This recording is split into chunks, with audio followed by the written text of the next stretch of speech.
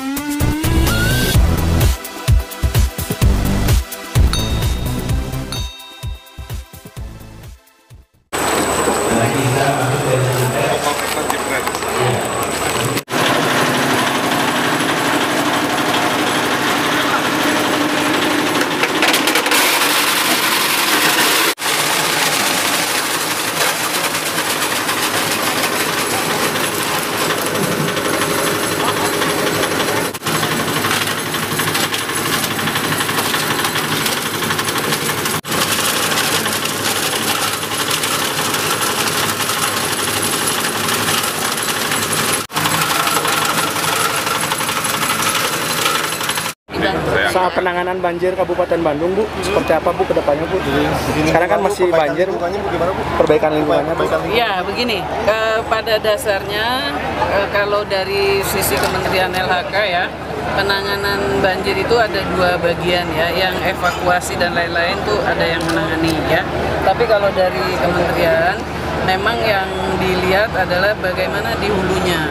Mungkin yang kabupaten waktu Garut banjir kan hulunya kita tangani, kan banjirnya berkurang. Tapi memang waktu yang di KHTEX itu namanya di wilayah Rancaekek itu juga agak berbeda cara menanganinya. Kita mengatur tatanan industrinya. Jadi bagaimana dia mengatur aliran air. Sebetulnya banjir itu juga mesti dilihat. Apakah karena banjir yang lama dan dia wilayahnya seperti apa gitu ya, landscape-nya, ataukah dia hanya rendaman sementara atau disebutnya inundasi, rendam sementara aja berapa jam. Nah, yang paling penting sebetulnya adalah dicek wilayah hulunya dan dicek drainasenya. Oleh karena itu memang Bandung itu kan kalau kita lihat kan memang wilayah cekungan banget ya, hampir semua kelilingnya gunung. Oleh karena itu memang harus dijaga bagian atas, itu yang kita lakukan sekarang. Sama untuk wilayah kota dan pekerjaan umum tuh harus dilihat drainasenya.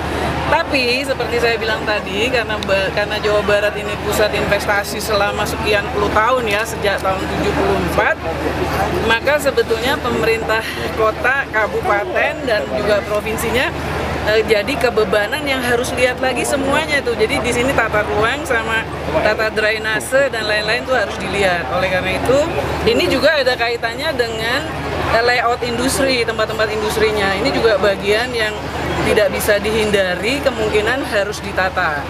Tapi tergantung apakah dia sebagian mengganggu, misalnya kayak yang KHTEX tuh ya, itu yang ngeganggu sebetulnya agak ngeganjel di sungai itu ada bangunan, ternyata itu tempat parkir dan kita sudah minta bongkar. Begitu itu dibongkar ternyata juga mengurangi banjir. Jadi hal-hal yang detail seperti itu memang sekarang sudah waktunya harus kita tangani betul.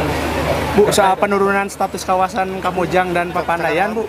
Itu sudah dikomunikasikan dengan kawan-kawan. Jadi memang cagar alam itu harus dilihat fungsinya.